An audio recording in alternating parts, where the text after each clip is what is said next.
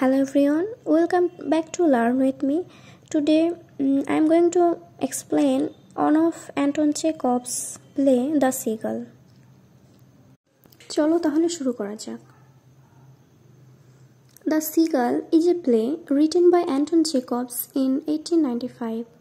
এটা 1895 সালে সম্ভবত লেখা হয়েছিল। The story takes place on a country state in Russia where a group of characters gather for a summer vacation.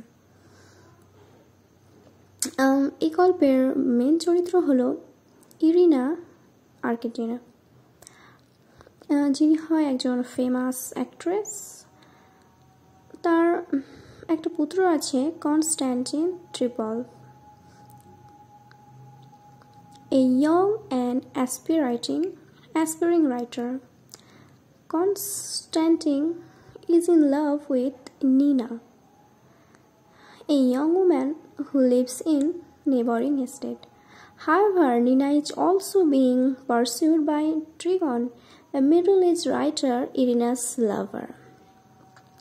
Throughout the play, Chekhov explored themes of love, art, of the human conditions.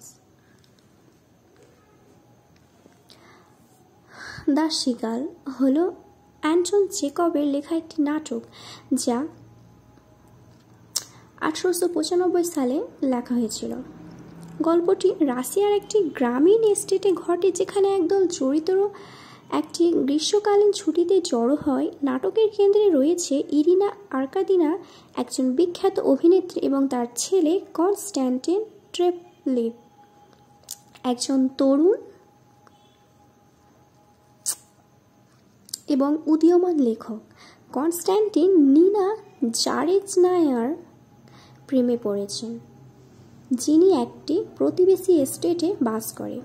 যাই হোক, নিনাও ট্রিগরিনের দ্বারা পছন্দ করা হয়, যিনি একজন মধ্যবয়সী লেখক এবং ইরিনার প্রেমিক।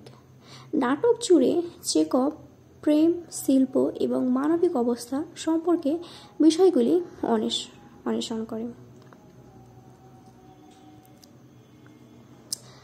In conclusion, The Seagull is a complex and thought-provoking play that explored the human condition. So আজকে এখান থেকে থাকলো, and I am sorry for যে এটা অনেক ছোট হয়ে গেছে। তবু যাই হোক, আমি চেষ্টা করব আরও বড় ভিডিও করার। And like, share and subscribe যদি আমার ভিডিওটি ভালো লেগে থাকে।